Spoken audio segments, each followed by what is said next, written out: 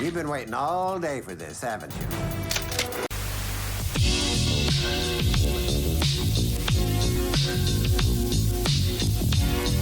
The Venture Bros. Radiant is the blood of the baboon's heart. The Venture Brothers. Radiant is the blood of the baboon heart. Is a 2023 direct-to-video Adult Swim masterpiece. It's just a continuation of the Venture Bros TV show. It takes place 3 days after the final episode where Hank goes missing. Really, he's actually on the run. Meanwhile, while the OSI is looking for Hank, a new villain strikes a super science lab in the middle of New York City, all supplied with powerful weaponry from a new villain organization, Arch, the future of villainy. It's a very Apple Theranos kind of company, if you know what I mean. Hibiscus tea with lemon and acai berry. Oh, thank you. Doctor misses the Monarch, and Red Death are sent to investigate. Meanwhile, the Monarch himself is forbidden from arching Dr. Venture, only while their relationship is confirmed. Speaking about Dr. Venture, at Ventec, their helper pod virtual assistant is cursed with bugs.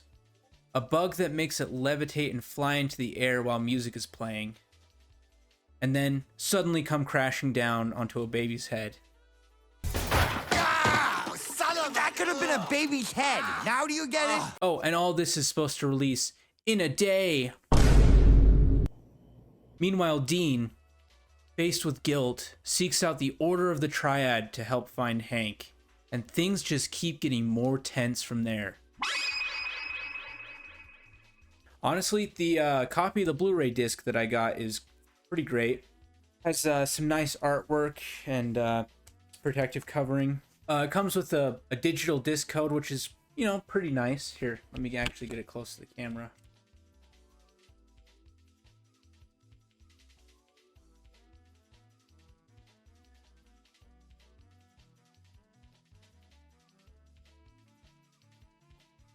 I have to say, the actual disc they included...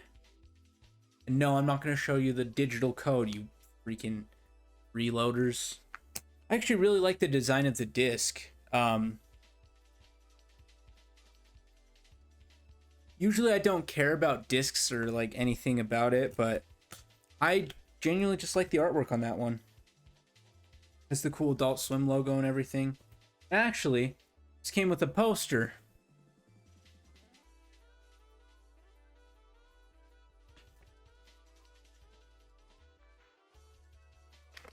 It's just the same artwork that you see on the DVD itself. It's the poster for the movie. And it's gonna go right here.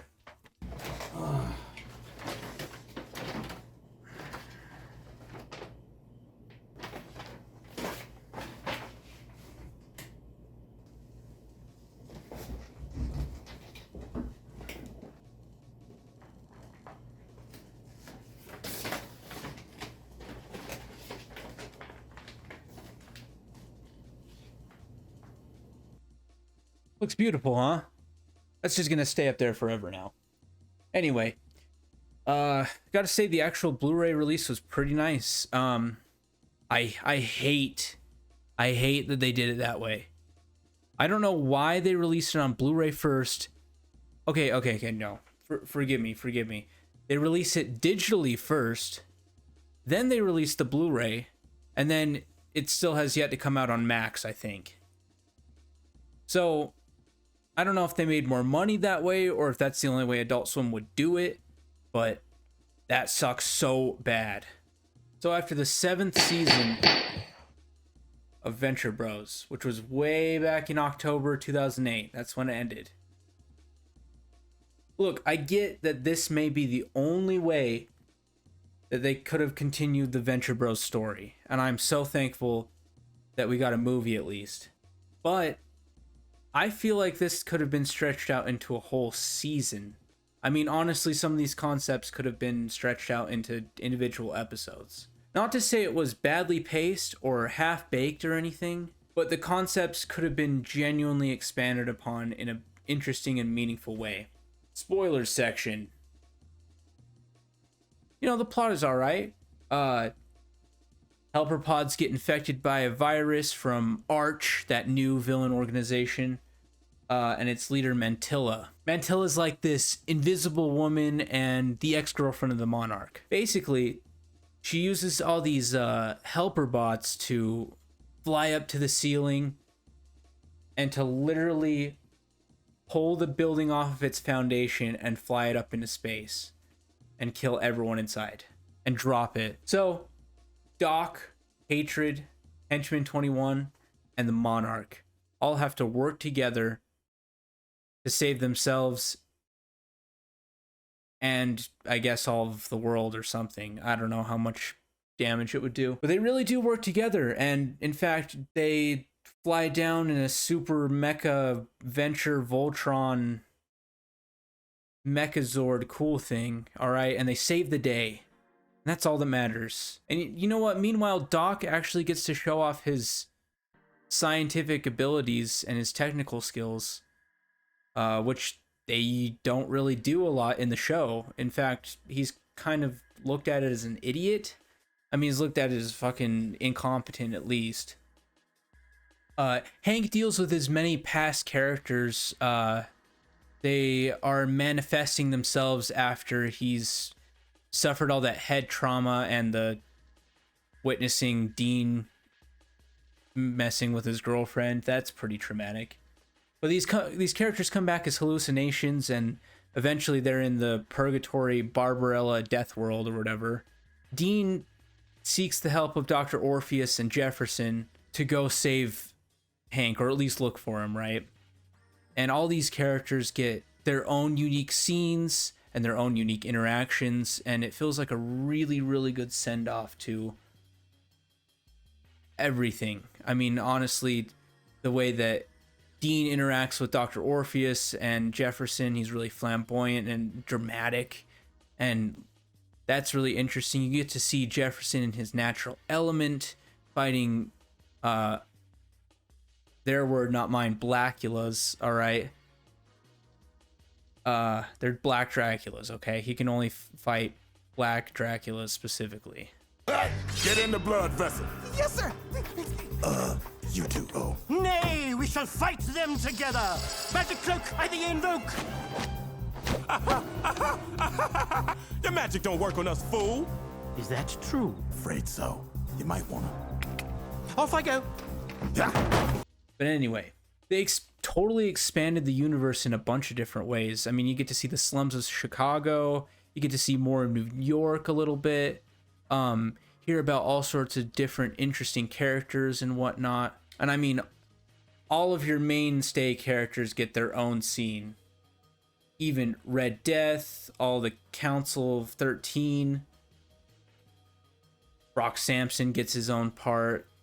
Pirate gets his own part. Dermot even comes back. And even Brick Frog. Like I said, each character got a well-deserved goodbye, and it was just a great ending.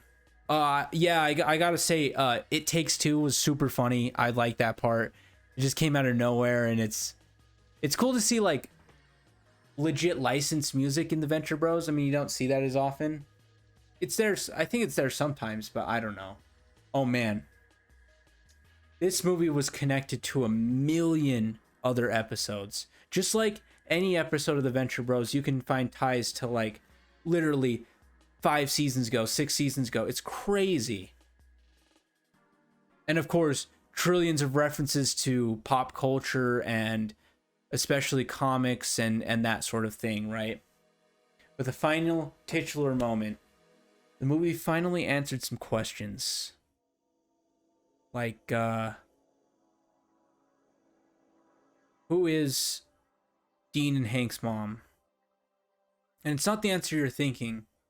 During the movie, they try and set it up as Bobby St. Simone, an actress and the Invisible Woman's mother. She was also the Invisible Woman a long time ago. But it's not her. And then later you find out in a flashback that Dr. Venture gave Mantilla her powers. The second Invisible Woman, you know, the daughter, she was born without powers, and Dr. Venture gives her mother's powers, but in return, he takes her eggs. So it's implied that she is Dean and Hank's mom, technically, which is crazy. But there's also an end credit scene where it has a womb, where Dr. Venture has a womb, and he literally at the end of the movie says, "Whoever birthed you loved you very much," and I guess he was talking about himself. So, oh, and the main cliffhanger that this left, that the season left on, the main cliffhanger that the season left on, are Doc Venture and the Monarch brothers. Yeah, it turns out, nope, they're the exact same person. They're fucking clones of each other. Yeah, except the Monarch has some, like, ape DNA in there, too, for some weird reason. But anyway, that was kind of a mind-blowing one. It's really interesting, and it's a great good versus evil story. You know, it's literally yourself or whatever. So, in conclusion, my final thoughts, I'd say that this was an amazing send-off for Venture Bros fans, just like me. And I would recommend watching the show first if you haven't seen the show and you're interested in this for some reason. But yeah, watch the show first. That's like main thing. This would be a good recommendation for like animation fans or Venture Brothers fans, obviously. But I couldn't really see like your grandma watching this and enjoying it, or little Timmy down the street. You know what I mean?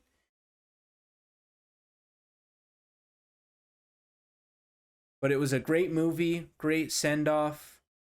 The Venture Brothers show has like really touched me in like a very deep way, and I've only been a fan for like a few years, but I've watched it through like 3 or 4 times in the last couple of years, and it really is like a great show that I can't seem to get my friends into for some reason, but I like it regardless. Anyway, great movie. Hopefully this review was good. If you want to, leave some feedback in the comments. I really enjoy that. Please like and subscribe, especially if you made it this far. I mean, there's tons of content that you can check out. Definitely expect more in the future. There might be some longer projects that I'm gonna do. Of course, it might take some time, so expect some more of these shorter reviews. Anyway, like, subscribe. It's been your pal, Cal.